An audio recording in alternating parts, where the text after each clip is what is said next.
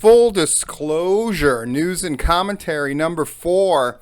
It's a big Friday. It's a big weekend in Georgia wrestling. Last weekend was big as well. Let's just jump right into the news. I'm going to start off with a bunch of shows that happened and their reported crowds, because that's a fantastic story in and of itself. Georgia Pro Championship Wrestling. Yo, get some more letters in there. 170 to 180. What looked to be the kind of show that would not interest me, but obviously interests a lot of other people. Congratulations to them. APW drawing 180. Now, that may not seem like that big of a deal for them when you look at what that promotion usually draws and what they've been building towards and how they put 180 in that building. That's big ups to APW. Again, one of those leagues that I think doesn't get enough credit for creating stars and teaching guys how to work and doing things in the right way. So for them to draw 180, it feels really good to me personally, and I'm not involved with them in any way, shape, or form. But congratulations to APW. Spinebuster, one of those names that I fucking hate. Oh, I hate that name, but they drew 250. Good on them. Can't deny that. They were on the 24th, I believe, April 24th. 250 people. That's a lot. By the way, Rob reported on Georgia Pro Championship Wrestling, and that's awesome. Action Wrestling, though, steals the show. Would you ever thought that I would have said that about a weekend full of shows, and it's Action Wrestling that steals the show as far as the crowd size? 360. Yes, I know I've said things about like, oh, but it's charity related, blah, blah, blah. And all that's true. But 360, that's a scoreboard number. And so to our runner-up, Uncle Fester lookalike of the year, Matt Griffin, a big thumbs up. 360, it's incredibly proud. And even better, those pictures from the show. How did they look? Bleacher full of fans. Undeniable. Fantastic. I'm going to mention a quick thing. I'm going to go on a brief rant. Here's my first rant. It just came up. I wasn't planning it, but here it goes. So obviously Daryl Morris and a bunch of his people are upset, saying that, I actually bled a lot. You can ask the fans that were there and fuck you and all this kind of shit, all that I've been getting. One, love it.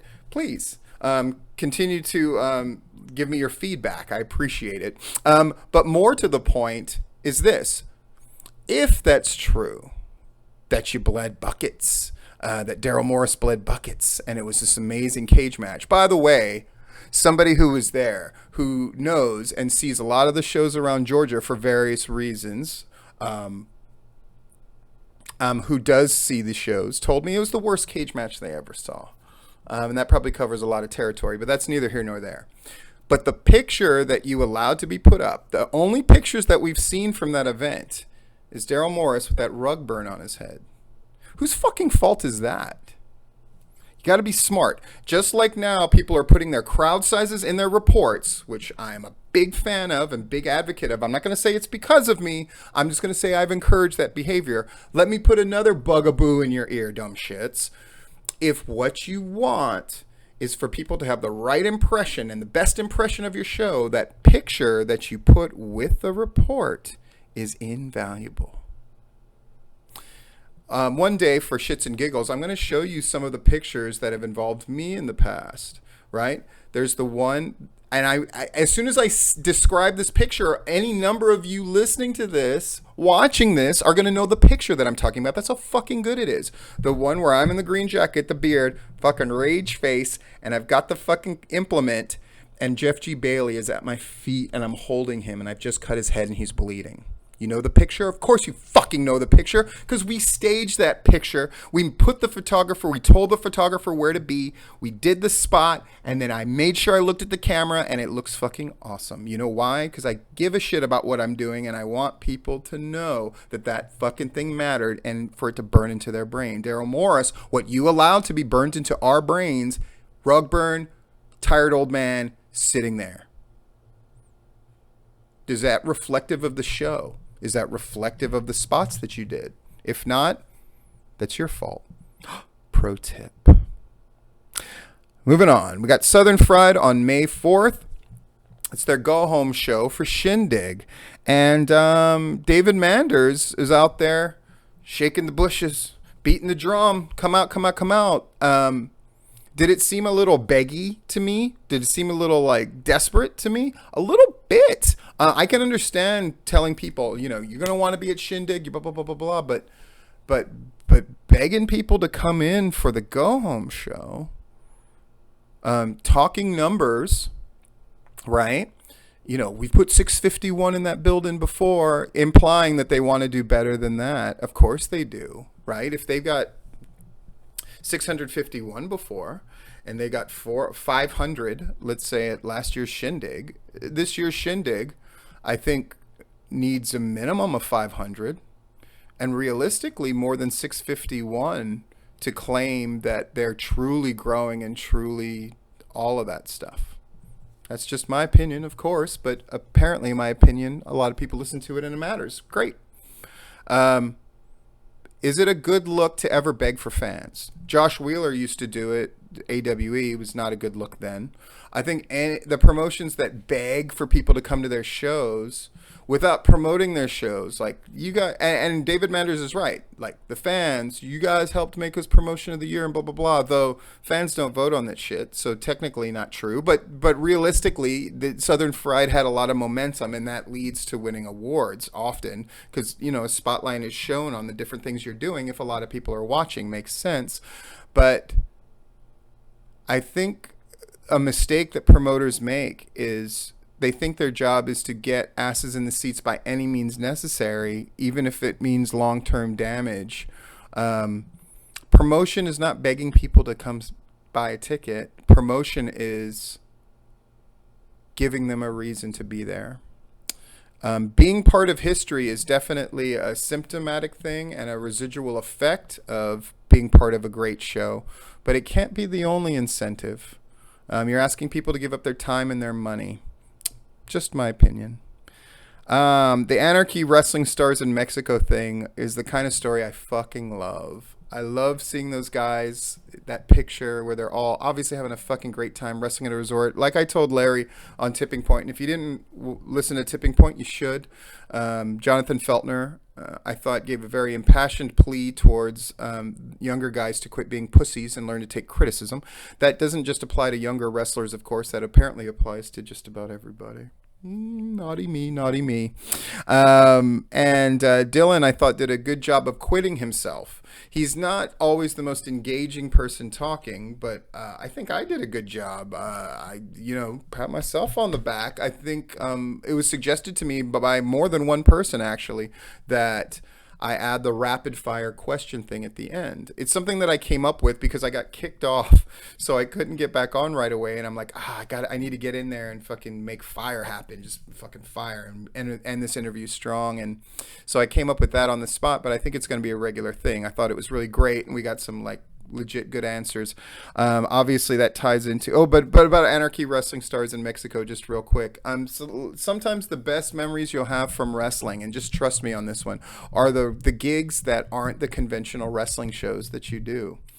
That's part of the thing that's so exciting about pro wrestling, is not just pro wrestling, but the pro wrestling lifestyle and what often it leads to. And Bill Barron's, if he's the one who hooked all that up for those guys and himself, I say kudos. I think it was a great experience, and one those guys will never forget, and a lot of fun. And you're in Mexico and you're at a fucking nice resort, and I love stories like that. Hankins promo for Peach State. I'm just going to say it. Hankins has put himself out in front. Full disclosure, obviously, Hankins is the guy who took over PCW for me. We're friends, all that kind of stuff. I owe him money, all that kind of shit. But Hankins has put himself out in front as a manager of the year. He has cut the best promo that I've seen publicly this year. Prove me wrong.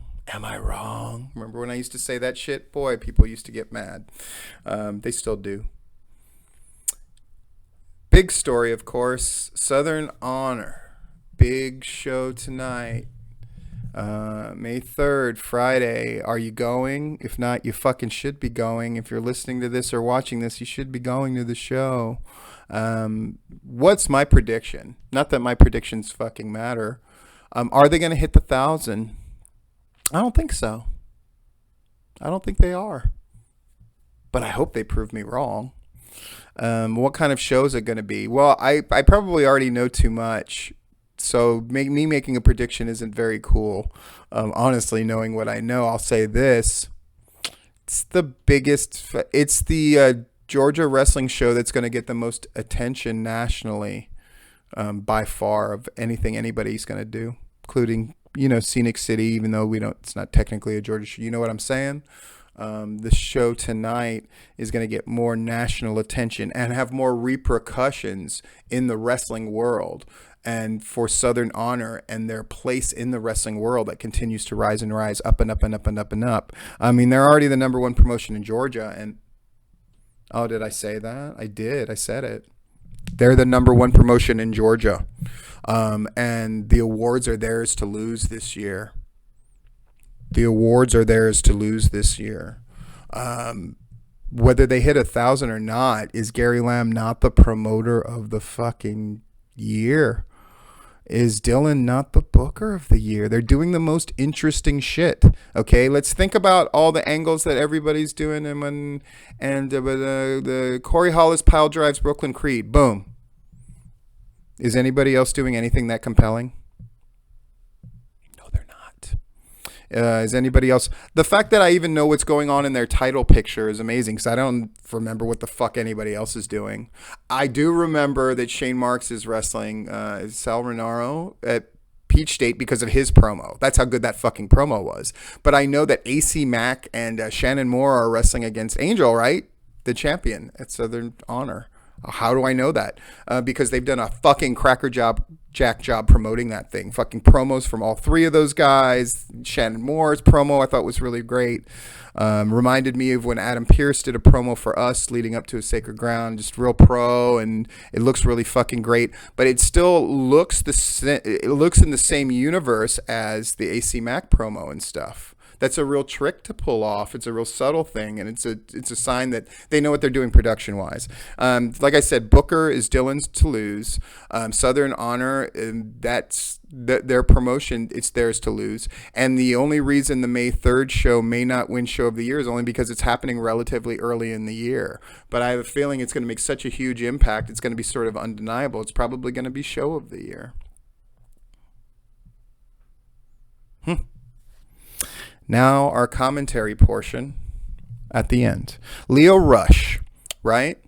Lio Rush, $300,000 is not enough. He wants twice that. Lio Rush, he wants credit for coming up with that stuff for Bobby Lashley, and he hasn't gotten any money off of it, so he wants that too.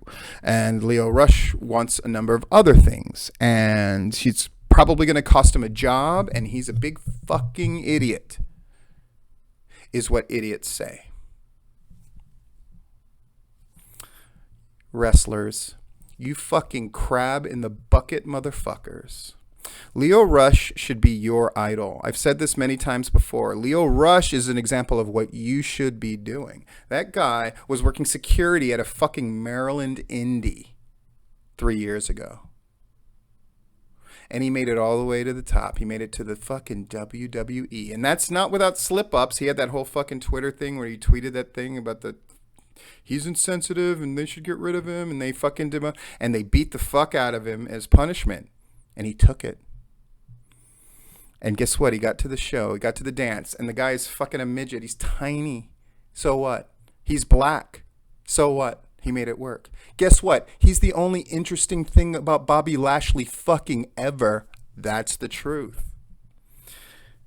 Does Lio Rush deserve twice as much money? I don't know the answer to that. I do know that he's got a legit point about I came up with that shit for Bobby Lashley that made him money, so I should get some of that money. And I should probably be with Bobby Lashley in appearances. Oh, I agree with that shit because, again, Bobby Lashley without Lio Rush is boring as fuck and always has been. But he did all this great stuff in Impact. Great under the modern definition of the word, not the true definition of that word.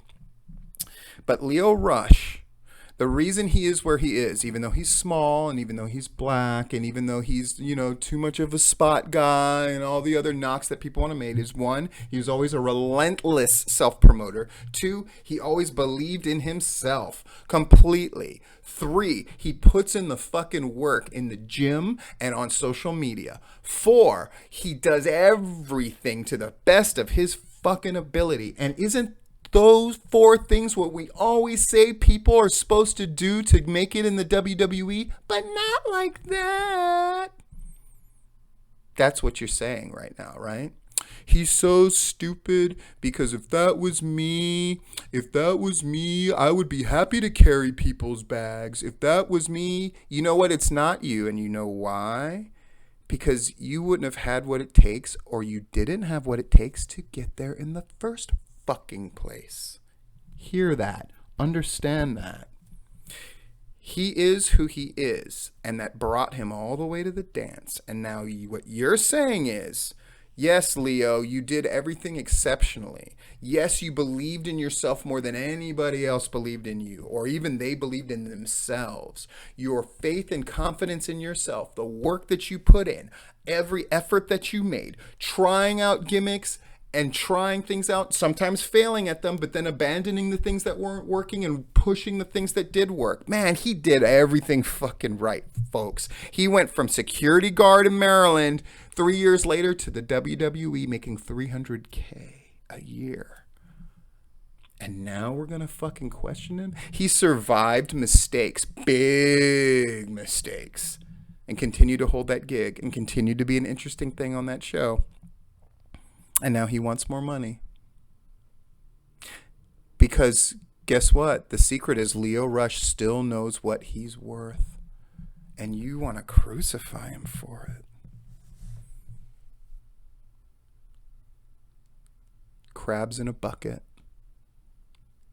It's why pro wrestlers, when they say brother to each other, it makes my stomach sour, because it's not true.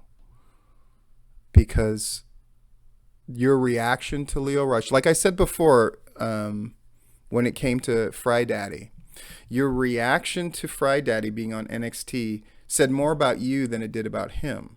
He got on NXT, and he got there through a combination of hard work, the right connections, and all that other shit that you're supposed to do. So then why were people so mad about it, right? Same with Lio Rush.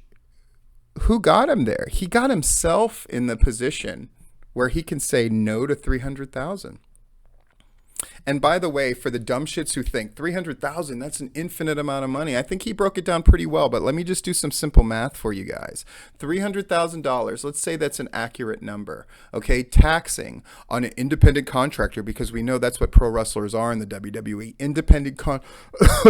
Sorry, I had an allergic reaction to the bullshit. Oh, geez, I'll try to choke it down. Oh my God. By the way, everybody who got mad at John Oliver for his thing, or saying, oh, it wasn't relevant anymore, and blah, blah, blah, blah, blah, and the wrestlers are still making a lot of money. You guys don't know what a fucking lot of money is. Okay, $300,000, 25 to 28% of that you can just chop away for taxes. So you're looking at best case scenario $180,000. That's still a lot of money, Steve. But you got to stay in hotels, and you got to get your own rental cars, and you got to do all that shit.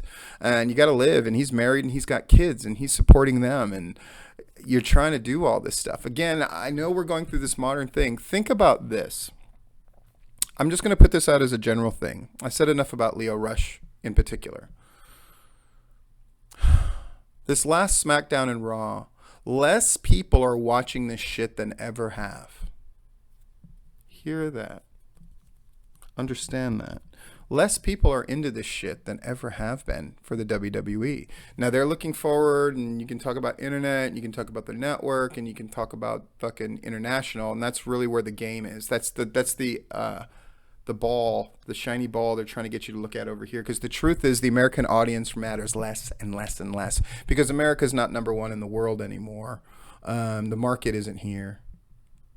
By the way, if it's true that China is where things are going, and Zombie Dragon, who I've talked about on here before and many other times, and I keep saying that guy is so noteworthy and so important, does the fact that he's in China already training guys and running a show, Does that matter more to you now?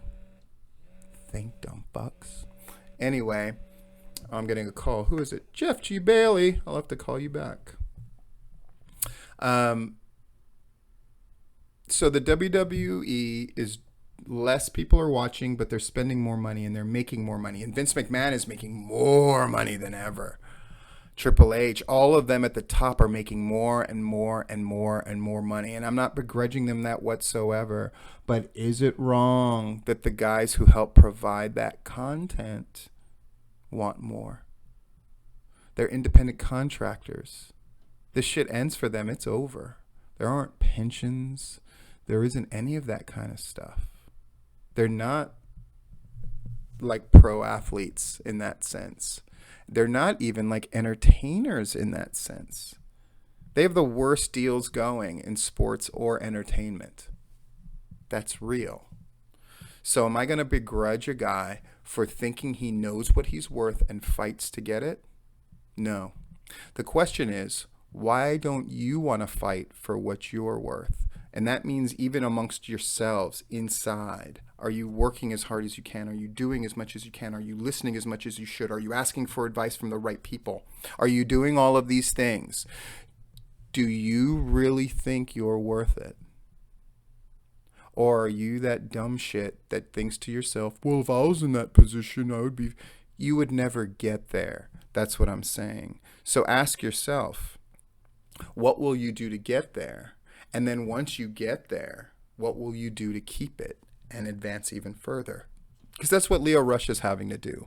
Think about that the next time you want to pull one of your fellow crabs that's about to get out of the bucket back down. Because at the end of the day, you're jealous. Nothing more. Good luck to all the shows this weekend. Very, very, very, very, very strong wishes of good luck to Southern Honor tonight. Go see that shit, man. And we'll see you on the tipping point. Not this Tuesday coming up. I'm going to try to get that right for once, but the Tuesday after.